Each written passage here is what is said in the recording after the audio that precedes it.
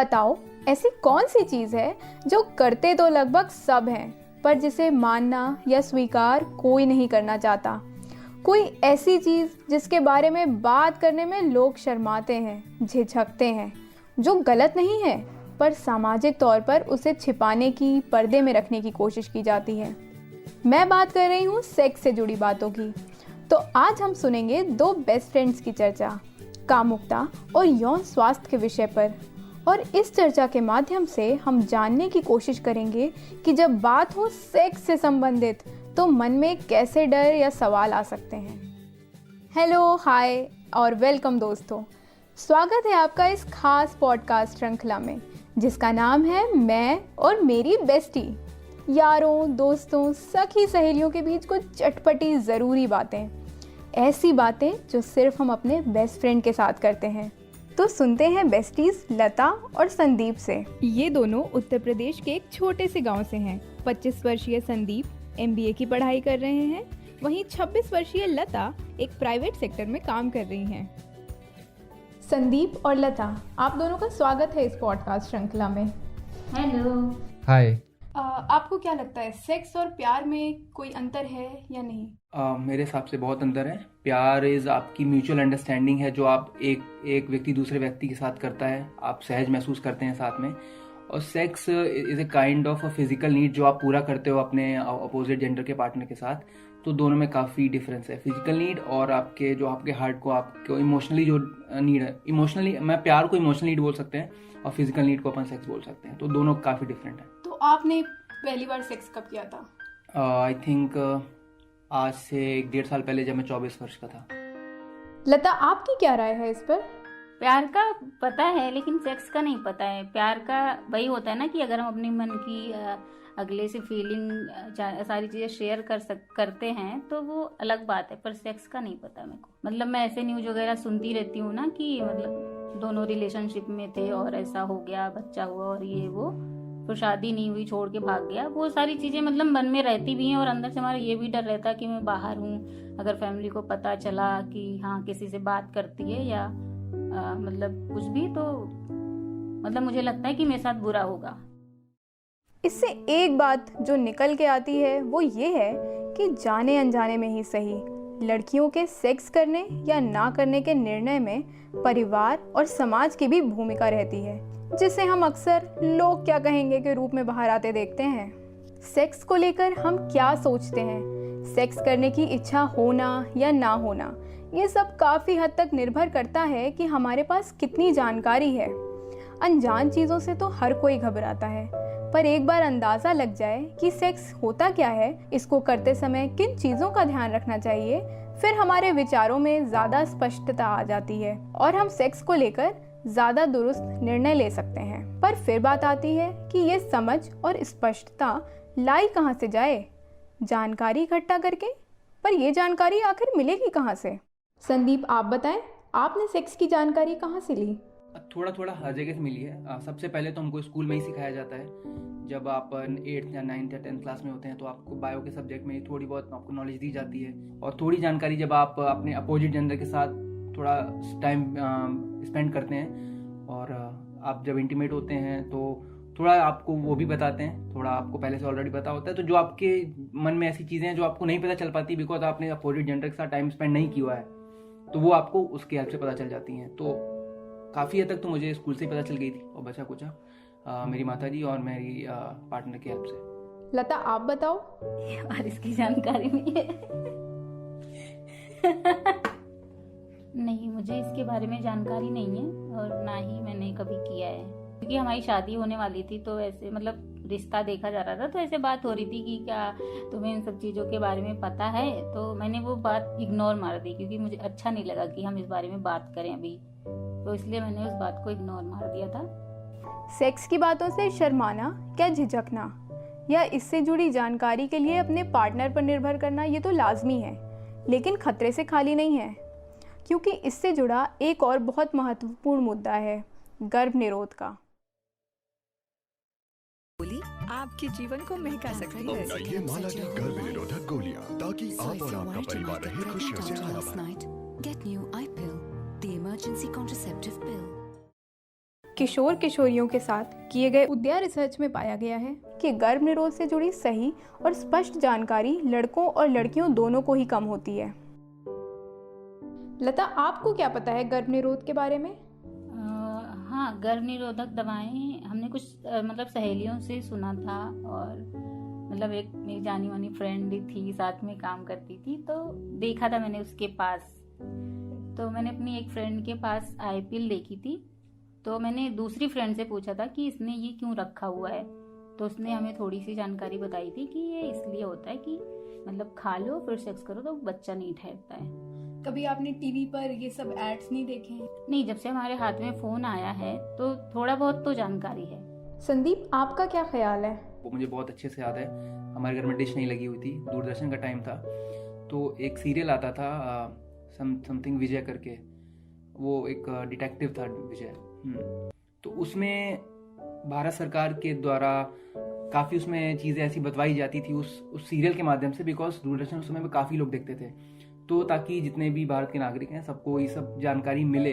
तो उसमें काफ़ी इस चीज़ का बार बार वर्णन किया जाता था कि सेफ सेक्स क्या होता है, क्यों होता है, क्या बीमारियां होती हैं। तो मुझको काफ़ी ज़्यादा, मैं काफ़ी छोटा था लेकिन काफ़ी जानकारी मुझको वहाँ से मिल गई थी, सिर्फ एक सीरियल की हेल्प से। बिकॉज दूरदर्शन में काफ़ी स्वास्थ्य संबंधी चीज़ें आपको बताई जाती थी। जैसे आप एग्जाम्पल ले लीजिए पोलियो का दूरदर्शन पे आज भी आता है। तो काफ़ी मुझे जानकारी टेलीविज़न के माध्यम से मिली थी।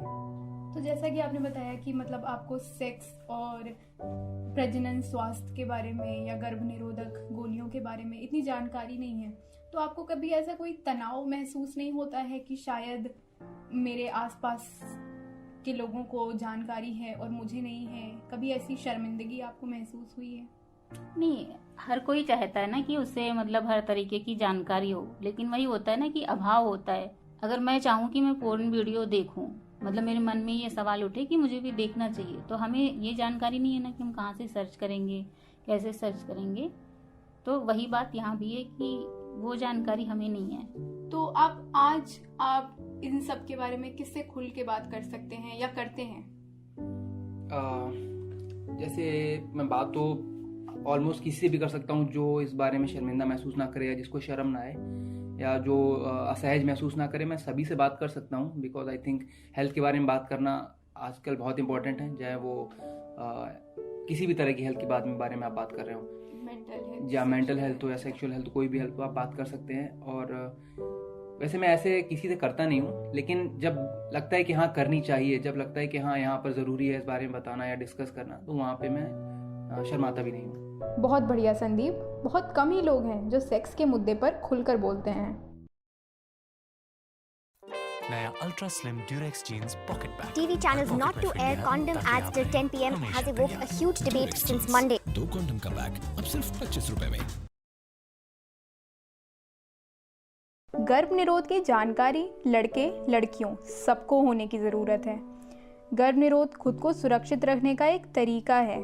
ये जानकारी होने का मतलब है कि खुद की देखभाल करना, इसलिए ना तो इससे घबराना चाहिए और ना ही इसे टालना चाहिए।